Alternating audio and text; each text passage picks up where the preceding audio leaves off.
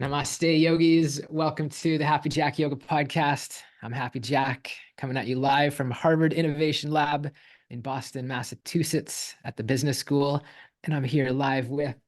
Happy Hanna, and I am reporting from the capital of Norway today, Oslo.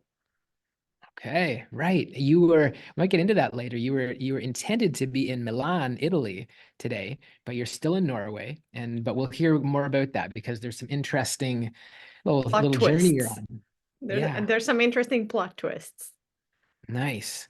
But we appreciate everybody here live with us in Zoom and everybody listening live on the podcast platforms. Shout out, those who send in a contribution to Patreon for the price of $5 a month, price of a cup of coffee. It really supports the initiative and unlocks some cool yoga content. So if you're listening and you want to get in on that, we appreciate it. And those who do, thank you. Just got a few little opening things to share. First, I got to send a quick shout out to our friend Alice, who's on here right now. Was on a workshop last week, Friday night, a special Edwin Bryant workshop. And I'm talking, it went from, well, for me, it went from 6 to 8 p.m., which means for Alice, it went from like 11 p.m. till 1 a.m. And I saw you were there right till the very end, till the Q&A. So I acknowledge you for your commitment to your learning. And it's nice when we have these different ways to connect online through Zoom. And right now, this is one of them.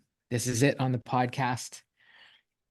So let me see here. I got so many things that I'm excited to share, and part of the intention of this podcast is we're gonna get Hanna on the hot seat, and we're gonna because we got some nice questions that came in. But I will open with a few things. There's this course that I'm taking here at the Divinity School called Ritual and the Life Cycle. And last week we had our first day and we were talking about rituals. And I like this definition that was provided. It was that a ritual is a deliberate structure of action and time, which otherwise might be random, right? So it's like a deliberate Can you structure say that of again? Yeah. yeah, deliberate structure of action and time, which otherwise might be random, right? Because it's kind of life is happening to all of us. Life is many different things are happening, but it's like when we have make a conscious decision and have an intention to do a ritual. That could be right now, Hanna, you're knitting. You're leading a podcast and you're knitting. That's some serious rituals going on right now, In right? PJs. In PJs, nice. That's technology today, That's a right? Of ritual. course. And we have different rituals like yoga or meditation, these kinds of things. But I remember on this first day, on day one, and there's like 60 students in the class. This is way bigger than any other class we have. But she's a very popular teacher, and it's her last class before she retires, Professor Diana Eck. And after she had explained a little bit about rituals, she just posed the question to the class, does anybody here have any rituals? I mean, I couldn't resist. Like for me, both arms flew up in the air and a big smile on my face. Seriously, That's both like, arms. yeah, well, that's just who That's I who you am. are. Yeah, it's because I was sitting there like on the edge of my seat thinking like, yes, rituals, like this is what I live for. This is who I am. And so I don't think she was planning to take a share, but she's like, Jack, will you share with us?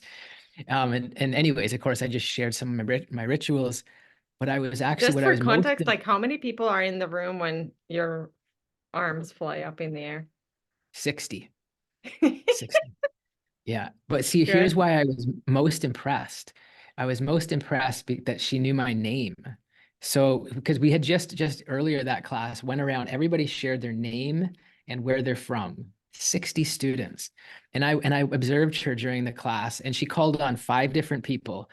My name's kind of normal. There was like a lot of, not typical names. She knew everybody's name. Like so she's got some kind of a system clearly. That was really nice. The other nice connection is that she actually hired Professor Edwin Bryant like 20 something years ago. and had brought Edwin to Harvard. So Edwin taught here for a couple of years before he went to Rutgers. So anyways, these nice little connections that come together. So So that what did was you the share when she had you? Is there it anything might you just want to I don't say think about I that? mean the normal stuff that I talk about all the time, meditation and yoga and getting up at 3:30 in the morning and all that. So I went on a little ramble, a little rant, and then she's like, okay, no, because I could have kept going. I got a lot of rituals. I think we know We that. all know that. Everyone here Yeah, knows that. I love yeah. it. But I gotta There's, say, like you would, as I'm there in that class, Hannah, like I'm thinking you would I love this class. know. I would I really have my it's hands for in the air it's all the it's time. it's for you. Like it's Oh, damn. I I was saying to you, like, you have to record them so I can yeah, listen from your phone. I could. I could do that. Yeah. Damn. I don't know if Yeah. this now is gonna be bad for our podcast rating that I said a bad word, but really, Jack. I got the next class this afternoon, so if you really want, I'll record it. But here's the other thing. So my other course on Tuesdays is Yoga Sutras, right? Very, very fitting for us as yogis, right? Studying this classical text by Patanjali, um, you know, and of course, loving that lecture. A couple of things that I notice is one, as much as I just think it's amazing that we get to, study yoga and earn a degree, I also do notice that the classical yoga doesn't touch my heart as much as bhakti. So bhakti is another type of yoga that we've talked a lot about in some of our courses, and uh, and I'm just aware of that, you know. But the other thing I'm also aware that my ego is still there, as it tends to be for many of us humans, because we were going around the room at the start of the class, and everybody introduced themselves, and there's several yoga teachers who were in the class, and so one of I keep it really simple. I just say, hey, I'm a yoga teacher from Canada, and that's kind of all I say. But then one of the students, a couple of people down, she said, I she's been leading yoga teacher training and she's certified 300 students. And then like inside, I turn to the person beside me and I go, we've certified over 700 students. I'm like, why did I feel the need to have to say that? It's almost like there was something inside of me that just like instinctively had to say, oh yeah, well, um, I didn't say it to the rest of the class, but it's just interesting. It's almost like this, not to be better than, but like to be enough, this inherent, wanting to or need to be enough in some way. So that's another thing working on in the Yoga Sutras course. Um, so the other thing I wanted to say with regard, this is circling back to Sue. Is Sue on with us today? She's not, so she's going to have to listen to this. At the end of last week's episode, Sue had a really nice question. She's like, Jack, why are you even going to school? Like, not criticizing it, but she's like, what? I just kind of curious, like, why are you taking this time and investing all of this time and going to Jack, school? she asked, like, what are you wanting to get out of it? Yeah, That's I something we all mean, want to know, not just Sue. yeah. Oh, you too? You don't know? No, I think that it's great if you can redefine that for us. Yeah. Well, I mean, it started. I've mentioned before. It started from, Hannah, you and I, we took a sabbatical, went to the Canadian wilderness for a full week, no laptop, no phone, completely offline, just doing some reading, like spiritual reading and journaling, a ton of journaling.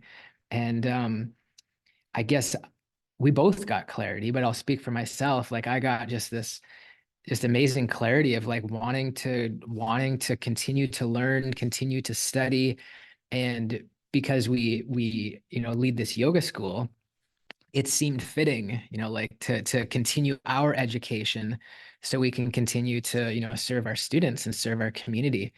And being the ambitious type of person that I typically am, I thought, okay, well, what's the highest level? What's the highest level of education I can get? Aha, PhD. I'm going to get a PhD in yoga. that became my vision. You gonna say I something? guess we asked ourselves that question, like, is there such a thing as Yeah. PhD in yoga? And like, started Well, to we look into knew. it, right? As a result of that. Yeah. Or did Yeah. you Well, and already know? we knew it existed because we've got one of our teachers in India has a PhD in yoga philosophy. So we knew it existed. But In yeah, so India, we, but yeah, we wanted to see if it was possible here. right. But then anyways, long story short, learned that, I can't just jump from a bachelor of engineering to a PhD in yoga. It doesn't quite work that way. You need a little bit of a stepping stone. So doing this master's program, which is like the perfect fit because it's truthfully, like PhD is very research focused, very theory focused, and the Master of Divinity is very experiential, right? Getting to live at the ashram. This is part of my credit, living at the ashram, doing all of that.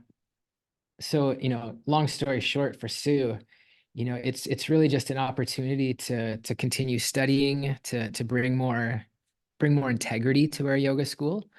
That's something that we're very committed to, obviously, Hanna, with our trainings, our 200-hour, to keep the teachings as traditional and authentic as we can, but yet accessible for many of our Western students. And, naturally it brings some credibility, it brings some trust.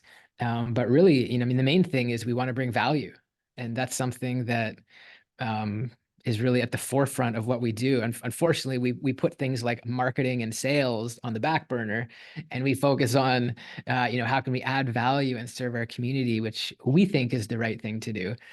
And you know what it makes me think of? Like the saying where we say we're always a student and sometimes a teacher. Mhm. And Yeah, that's how I think of most of us yogis. We're students of yoga, and then sometimes, we share what we've learned thus far. yeah, yeah, exactly. And just kind of knowing, I mean, many of the people here, we got 10 plus yogis, and everybody listening to the podcast, we tend to be people who are hungry to learn, hungry for growth, hungry to keep studying. And so, Curious minds. yeah. So that's something that, I'm going to keep studying. I do feel like at the end of this degree, I'm going to take like a gap year and like a decompression and, keep rocking Happy Jack yoga, but a little bit of a pause from intense studies. And then we'll see what happens from there. But I I mean, think that's with the other you, like thing. making long-term plans is not like necessary because you're navigating things and then we'll see how it goes. Yeah. But Yeah. yeah. So, It's, in one word, if you were to say to Sue, what is it you're expecting to get out of Harvard? mm, I honestly, it's spiritual growth. Mm. Yeah, which seems like, oh, really, Harvard? That seems like an academic institution, but just the nature of how it's set up, of studying the Sanskrit language and studying the sacred yogic philosophical texts, and then full immersion at the ashram, and then sharing all of that with our yoga community. To me, it's just like this spiritual, I don't know what the word is, vortex experience. It's just this huge, it's all tied to spirituality and kind of exploring truth, discovering truth, asking questions. So Yeah. that's a That's a little lot bit of of, one words. Good one. yeah, that's, oh my goodness. Yeah. Yeah. So, Perfect. yeah, so that's the update on school. The other thing I wanted to share with regards to ashram living, you know me, Hannah, and my Finnish friends here would know, Saga and Tia. I'm just thinking like Tia would know. Thinking back to my Klaukala days, she'll remember. I would walk into the yoga studio and start speaking Finnish, right? Hey, mitä kuuluu? Minun nimi on Jaska. Hey, Hauska how are you? tavata. My name is Jack. Nice to meet you. He just said in Right. Finnish. Right. And so, I love practicing wherever I am. Well, in this ashram where I'm living, most of the residents are originally from India. So they speak Hindi, which is like the national language. And so, of course, same thing. I won't start speaking Hindi, but I can, get by with a bunch of phrases like that. And they love it. They love it's just it lights me up. In fact, do you remember? I think Saga was there. Saga might remember. But do you remember that training, Hanna, that we did in Yeah. Lauliainen? And we were all in a circle, and I taught that whole yoga class in Finnish. And And Jarno was like ecstatic. He was like, yes, yes. There's one student exactly. who just loved it. I taught the whole class in Finnish, which Tia has seen me do, back in the day, 10 years ago. I taught the whole class in Finnish, and after every sentence, Jarno would say, "Hyvä Jaska, Well, hyvä pause here. Jaska." It's kind of like for us Finns, isn't it like hardening because he's like speaking kind of um like like not grammatically always like impeccable. And so it's like just like so cute and so funny. So we were like laughing out loud of like just the creative way of expressing himself in a language that is very hard. So we have a lot of empathy, but it was just so fun. But I was so encouraged. Like, that's the way Yeah. that like Jarno was like next level enthusiasm. Yeah. But this is the kind of Good support that response I there get. was. I get this at the ashram. They like, as soon as I wake up and I say, but hey, namaste, good morning, how are you? Yeah, essentially in Hindi, like they're smiling and they're laughing and they're like, some of them like really only speak Hindi. Like I mean, their English is better than my Hindi, but they're very limited English. So they appreciate it. They appreciate that we try.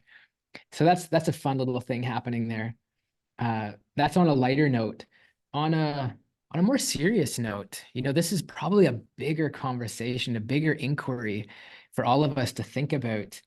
But I've been kind of thinking about this idea of privilege, right? Which was a big topic kind of in 2020 during the pandemic and some of the global events.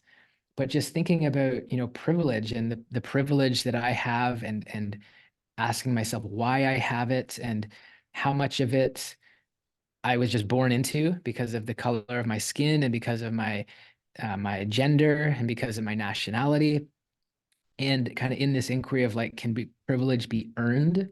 Or like, can you work for it? So to take it out of the conceptual realm, you know, I have a lot of responsibility between like my Harvard studies and the Happy Jack yoga.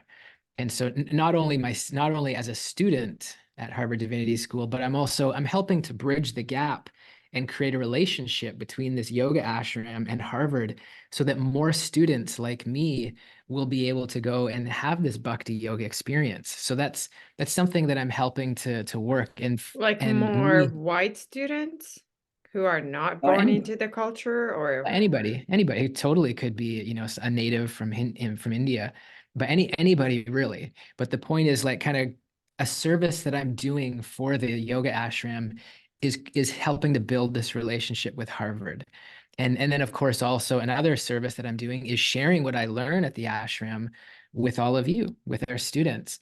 And so that the leadership at the ashram would see those as like really nice services, really nice contributions.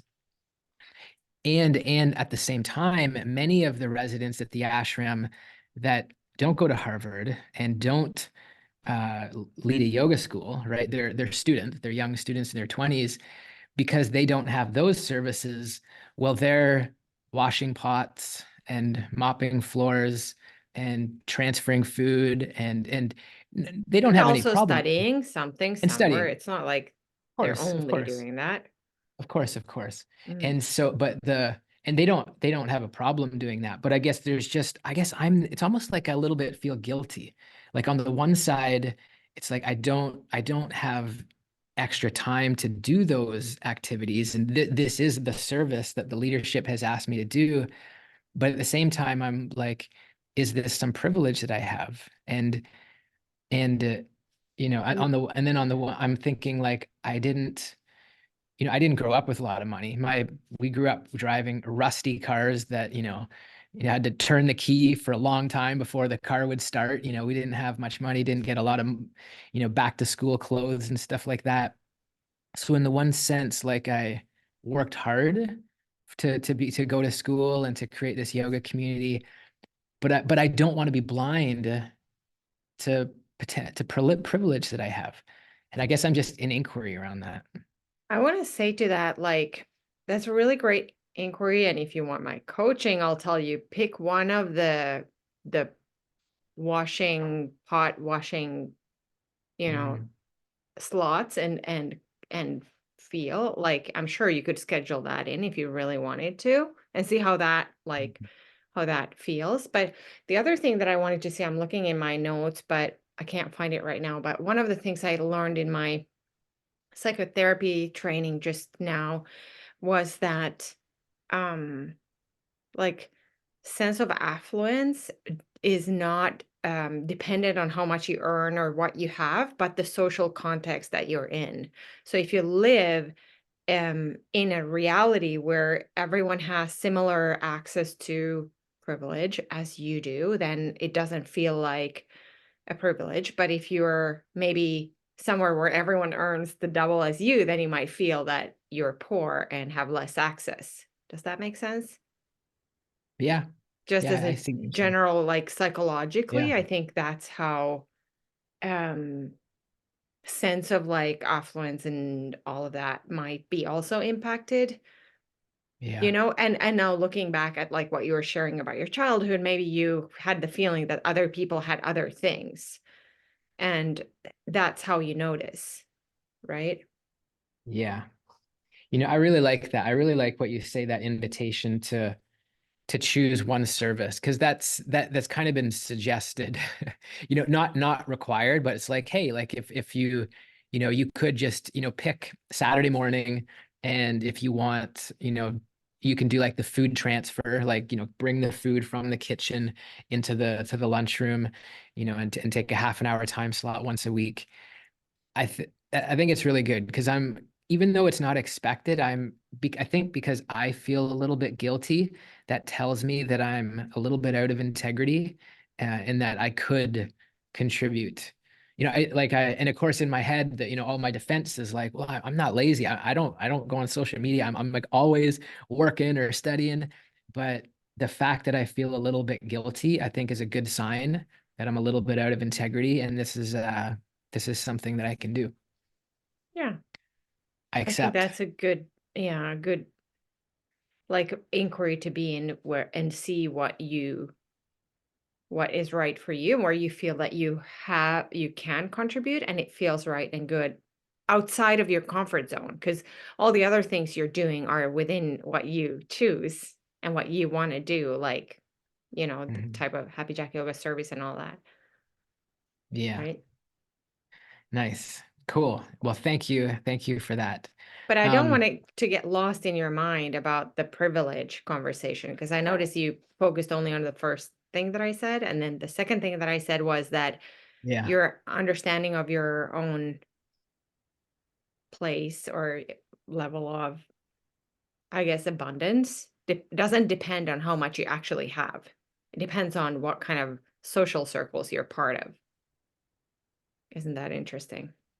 Yeah. Well, I guess, yeah, I guess it's kind of a deeper conversation, because I don't, what social circle am I a part of? I'm a part of this yoga community Well, online. you're privileged in that circle that you're in, so you At, notice at it. the ashram. I assume. I don't know. Yeah. I'm sure there's all kinds of people, but maybe that's kind of your instinct. Or when you look at your childhood, maybe you thought that the other kids had access to more things and you noticed, I don't know, like, do you know what I mean? Yeah. Say that you grow up in a very wealthy area, but your family doesn't make the same amount of money as everyone in the neighborhood. Then you Hmm. feel poor. But if you live in an area where everybody pretty much earn the same, then Yeah. you feel like you belong. So it's a psychological kind of thing, like what you're surrounded by will impact what you think, you know? Yeah. No, I totally, I get that. I mean, this is, truthfully, it's really great what you're saying, and I think it's a big conversation. But I want to get through a couple other things before we put you on the hot seat. So I think we opened up an important topic that certainly is not resolved, and I know I've got work to do. And we can come back to it, but thank you for No, those no, that was distinctions. all. There's nothing more to it. It's very simple principle. Yeah, But yeah, let's go ahead. Let's go forward. nice. So the other thing, bringing it back to the light side, literally light as in Sattvic white clothing.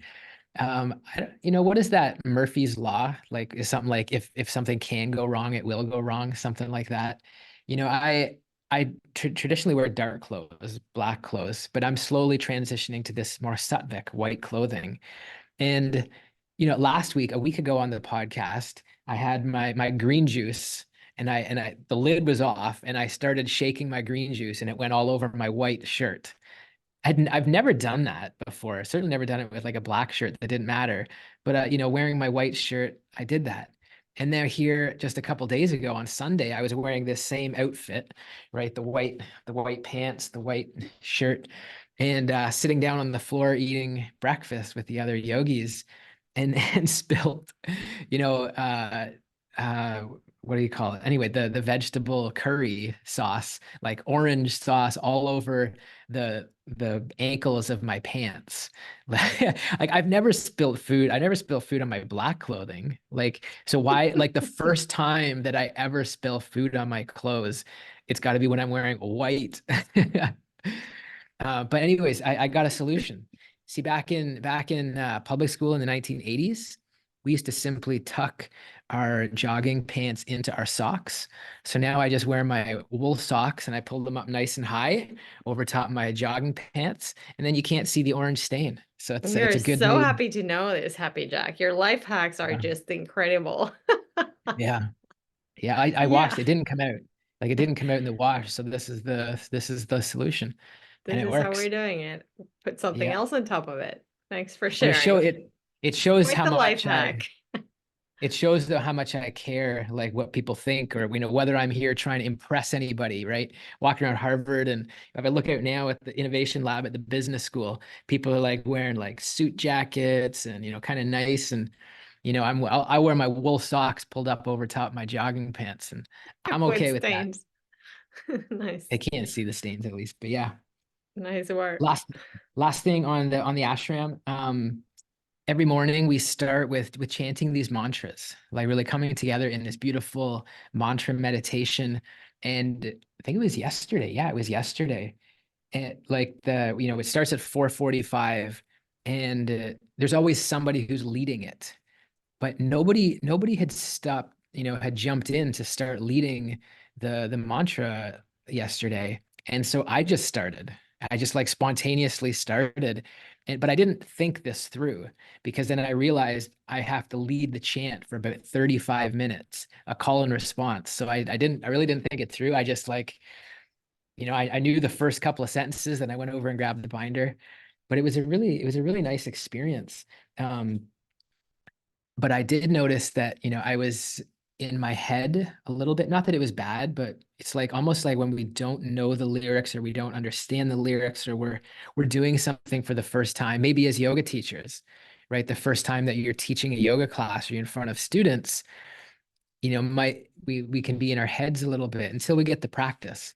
So I was just noticing, as fun as it was, at the same time, it wasn't like as much from the heart as when I know the lyrics a little bit better. But that's how we start, right? It's how we start as yoga teachers. Yeah, and also it's not like the easiest mantra thing. Like it goes on forever and it's in Sanskrit. Like if any one of us would join that ceremony, I think we would not be able. So you are pretty advanced the way I think about it. Yeah, it's for sure. It was a lot of fun. So that was that last thing. I gotta just share, like, as I go about the week, there's just so many things I think about that I want to share with you all. I feel like you're like our family in our community. Um, and for those who are closest with us, i.e., those here in Zoom, if there's things that I share or we share that's like, why are they sharing this? Please send us a note, and you won't hurt feelings. Because Well, sometimes this I just podcast is simply, becoming like about how is Jack doing? Like we should well, rename it like how is Jack doing well, podcast. that's why we're putting Hannah on the spot, on the hot seat. I don't But know if that's any better. hopefully the things though that we can learn from them. So the last thing, how is Jack doing? Um, this weekend, I got a colonic. I went back. Yoo-hoo! Yes, just the thing we wanted to know about. Well, because normally I do my Friday. Scott's like, almost too much information. But Yeah, let's you know, see. it's Let's it's hear just it. a it's an amazing release. It's incredibly hydrating. It's Good to such, hear. knowing how I'm Or eating is so it? much curry food and so much Indian food and cooked food, it just felt good to get a reset and a cleanse. We're And so relieved to know. I just plant that. I'm telling you, my friends, like enemas and colonics will He's change your planting life. seeds. That's why he's Yeah. sharing this. Yes. Last thing, health So, related. so no, tell them, do you want everybody to kind of familiarize themselves with colonics?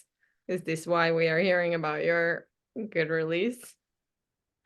We're hearing about it because in some of our other courses, right, you'll know that, either a weekly enema or a monthly colonic, it works for me. I think this is the thing, coming back to rituals, finding the rituals that nourish us and make us be our best. So I know for me, if I have something important coming up, like leading a yoga teacher training or traveling to India to lead something, actually, in advance, a few things like, getting a colonic or getting an enema, it energizes me. And so I think it's good if This is everybody an finds the invitation for rituals. everyone Yeah, listening. yeah. Consider In getting a fact, colonic. the first one that gets a colonic or does an enema, I will personally send you a signed copy of Bhagavad Gita. Well, it doesn't signed copy of Bhagavad Gita. That's silly because I didn't write it. But I'll send you a copy of Bhagavad Gita. Um, wherever you I love live. it. If you live in Australia, the first person This who, is good. Info yeah, at happyjackyoga.com where you send need us an to email. send. Yep, Yes. either get a Good colonic one. and or an enema, and I'll send you Bhagavad Gita. And we want to know about the release, if it was good or not so good. That's up to you. But if you're asking me, this again where I got to be prepared not to let my ego get in the way.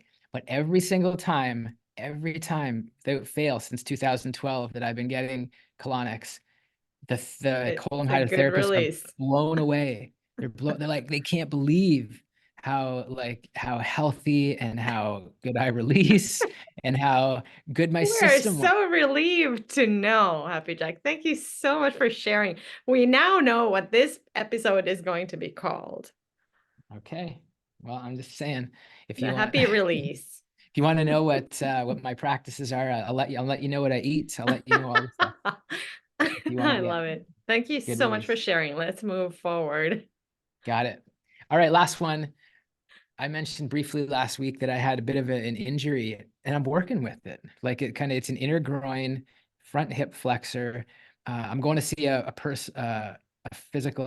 physiotherapist tomorrow because I talked to our friend Jen Mark, Hanna, Oh, and did you? yeah, she's been kind of giving me some coaching. I think I just like On overstretched it. on the on your inner groin muscle? Yeah, just So like does it to hurt when you walk or is it when you do yoga yeah, that you notice? both. I Mm. my walking speed. Normally, I'm the fastest walker out there, even if I'm in London, England. Yeah, Just my so friends in you the know, UK. everybody, no, I'm don't let your ego in the way, but I'm the fastest walker out I there.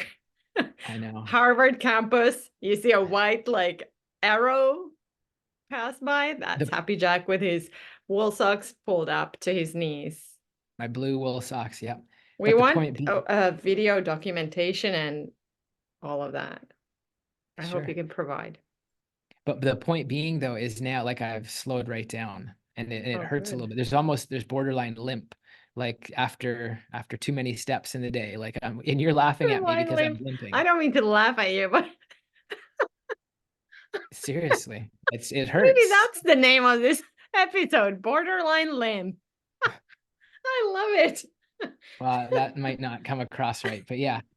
Um, but anyway, the point being, thank you to the community who was with us on Sunday satsang because they're holding me accountable because it's been so hard for me to take a rest day, right? It's like because I like to run every other day and strength train every other day and do yoga every day. And so I canceled all my workouts for this week and I'm taking this entire week. No workouts, no running. Why are you laughing? Borderline Limp. Can you walk for us so we can see this borderline limp? Well, I can hold it together so you can't see. Like it's like painful for me. When I walk, because I don't want, here's what I do actually. I'm crying laughing I right don't now. want to walk with a limp because I No. feel like if I'm walking with like a limp, that's not good for integrity of my body. So I walk without a limp, but it's painful. Do you And know what I what does mean? Jen Mark, our anatomy expert and physio trainer, whatever her creditations are, what did she say? Which one is better? To borderline limp without I didn't compensating, or limping and looking in I didn't know. alignment? She didn't say. I didn't ask exactly, but she said that to look for an athletic trainer or a physical therapist. And she said to look for activation exercises, she suspects. So, anyways, Mhm. I found a really good therapist that I'm meeting with tomorrow. And I'm looking forward to it. This is I just we there's all gonna be we all learning. are now. We want to hear about the borderline limp. Well, it's actually not even borderline, it's there. Love it. It hurts. It's like, in fact, I'm not I mean, you laughing want to get at into the fact that it hurts. It just sounds like a really interesting kind of topic right after your happy release. We're now going towards the borderline limp. Not a full limp, but a borderline limp. I mean, if you want to get into detail, like even when I sleep, it hurts. The funny thing is sleeping. When you S- sleep, it When hurts. I sleep, it hurts. Nice. Somehow, when I'm walking around, it's not so bad. When I'm running, you want to know when it doesn't hurt? When I'm running on a treadmill. Mm, Explain this to me. So it's like something funny is going on, yeah. but let's not get carried away. So I'll keep you all posted on that. I want to, I think that we're going to have to skip our myth, Hannah, because it's a big Yeah. myth. And I Hmm. think we need to get right to the hot seat with you. Enough about my updates and my releases and limps. It's time to get to Hannah. So the inspiration for today's hot seat is coming to you from our dear friends over in the UK. They sent in a question. I'm going to get Alice and Scott on here, sent in a beautiful question, which by the way, your question, basically what we've done for the first 40 minutes proves exactly why you come up with this question, because it's so focused on myself and all of the things I'm doing. And you had a really nice inquiry. Would you share with us? Yeah, so we love hearing about your experiences in the ashram. It's really inspiring and interesting. But then we were just thinking as we were talking about the podcast in the last week that we would love to hear about Hannah and what because you're always somewhere different at the moment, and we were just really interested to find out, yeah, why you're on this trip, what you're gaining from it. Is it, yeah, just that's it in a broad way, just to know more about the journey that you're on. And is there some kind of spiritual yoga element to your travels, or is it something completely different? We were just intrigued to know more. Yeah. Thanks for that, Alice. So this is the hot seat question number one. I'm thinking why I'm on this trip is because last year, meaning like let's think about like school years. So last year, meaning a year and a half ago, I was like empty nesting 100% because my kids left home. My youngest left and moved to school, and then Jack moved to Harvard, and I was alone at home. And that was a huge shift for me from the paradigm that I had lived in for 20 years. I've been a mom and living with people and providing a home to my people. And the first year was really hard. I thought it was I wanted to like I wanted to live 1 year alone and do all the things, and then I learned when Jack came home, even if we were no longer together, we still cohabit at times when he's away from or when he's back from school. I noticed that I had been really lonely. When he came back, only then did I notice that it was actually unhealthy how lonely I was. And so all this loneliness pandemic, like I feel like I was really living it, and I felt like kind of sad that I would put myself through that. And I noticed that I do that to myself without noticing, also with all this yoga and like some of the things, sometimes I can take them to a level where it's not right for me. And I only notice it later. And last summer, I noticed it was not good what I did the whole last winter. And so now in the fall this year, I said, I'm going to learn from my last year's mistakes and not be alone. Like, do whatever it takes to not just sit there and like muster through.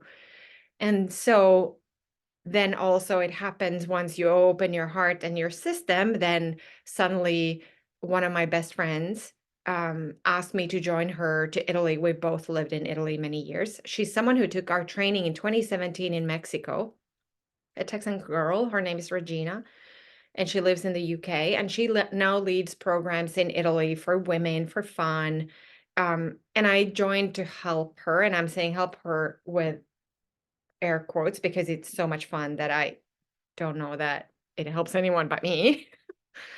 And so I've been helping her with some retreats in Italy, and it's been deeply healing for me because Italy is kind of like a soft spot for me that has provided me a lot of healing. Also, way before I even met my husband, I went to Italy when I was 19 to study graphic design. And because of the way things were, it was very, I don't know. When you live in a different culture for a long time, it's kind of like every language you speak brings forth a different aspect of your personality that you didn't know that was part of your personality. That's what Italy's been, and every other country, but especially Italy has been, how can I say, like deeply transformational for me, spiritual and emotional.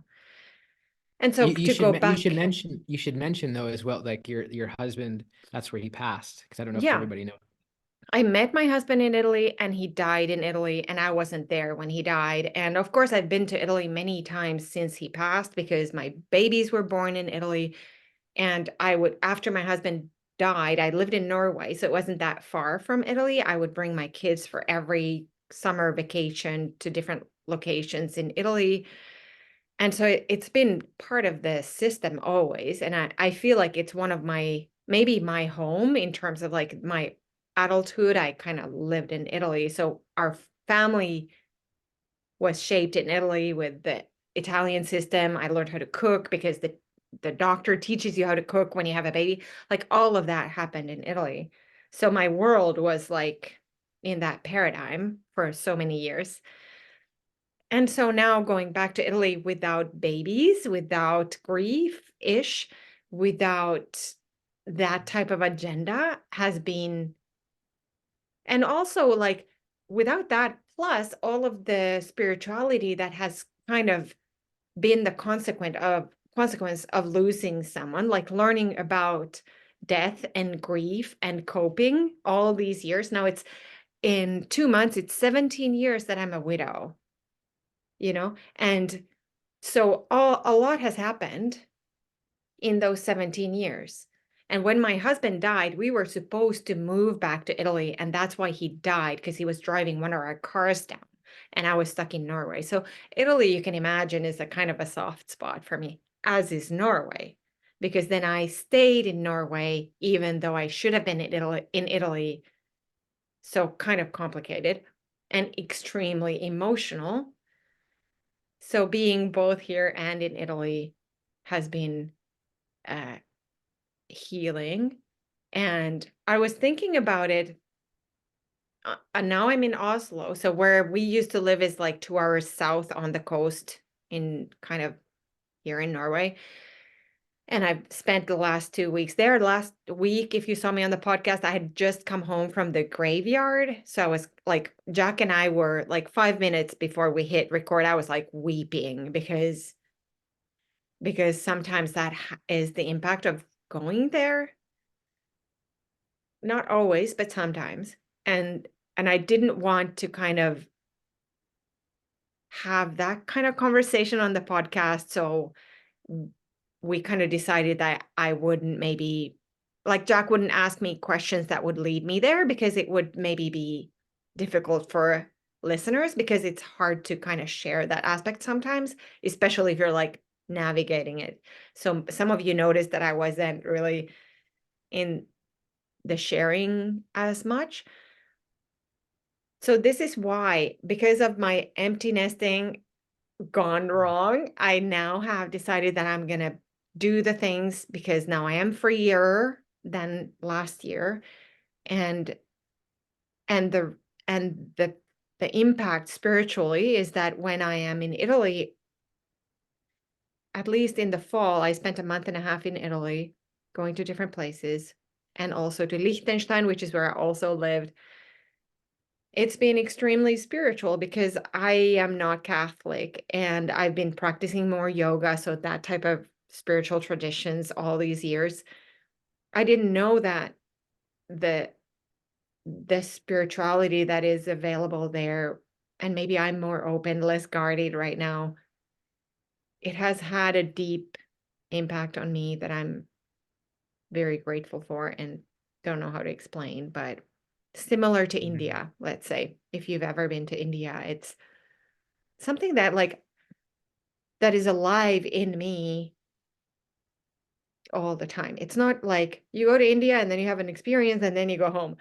It's like it's something that like almost like they talk about, like, I don't know that awakening is the right word or enlightenment or anything, but it's almost like an unlocking of something that you are, if that makes sense.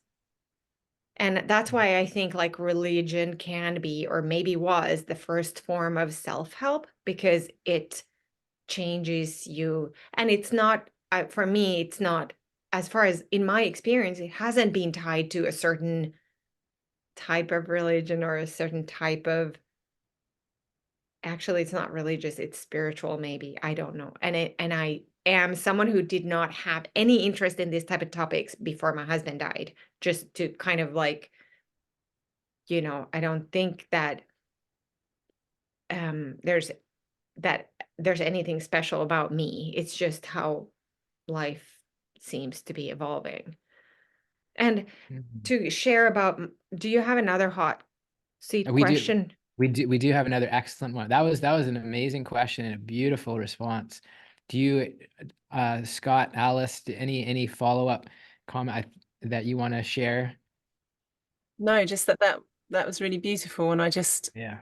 wrote down in my notebook, just thinking about having that time when you talk about empty nesting and stuff. And we're kind of at the stage now where our daughter is nearly 17, and it's just having that time to explore. And it's just really lovely to hear the journey that you're on, kind of having that time to, I guess, go deep into all of your past traumas and feelings and religion. Yeah, it's just really. But it's And I, happening spontaneously. It wasn't my plan. My plan was not to sit at home and suffer. My plan was to be fully alive and say yes to life. And when a girlfriend says, come to Italy, I'll go. Mm. And then this I just happened. just Mhm. think it's really nice when you've got, because similar to us, obviously we've done a lot of traveling ourselves. It's always really nice when you can go somewhere that Yeah, feels like home, yeah. Mhm. Mm. a long way away from your home. But we have several places, don't we, now where we can go, and there's a part of it because we spent so much time there, and various things happen there, of course. It's just really tight. It's really binding, isn't it? It's really nice to be able to go to places, And feel connected. feel connected. Yeah, Yeah. yeah. And Rather, it doesn't always happen. And sometimes it takes a little bit of like premeditating, like, what is the right thing to do? Where should I go? What should it look like? Because it doesn't always happen. Sometimes you go somewhere and you go like, oh my God, I don't know why I'm here. What happened? Like, it's a Have to deeper let go. process than booking tickets and saying like, woohoo. Like sometimes that's how it works. And I'm sure you guys have had both experiences. Sometimes there is Mm. a letting go, just a letting go into it and seeing Mhm. what. Yeah. what will be will be. But No, yeah, it's Yeah. lovely. thank you. Really nice. Thank It's lovely. you. Love it. Let's send the love high vibes to Alison Scott, representing Team UK.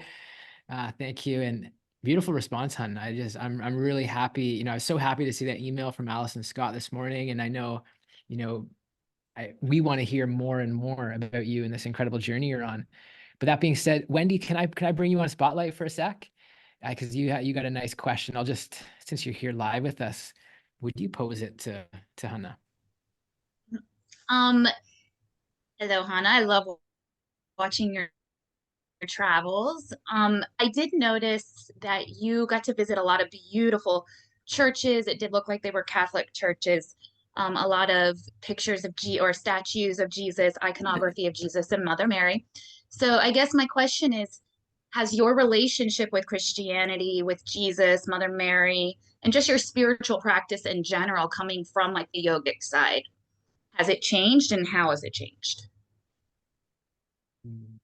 So I don't know if my relationship to those saints or spiritual teachers has changed, but what has changed is, how can I say this?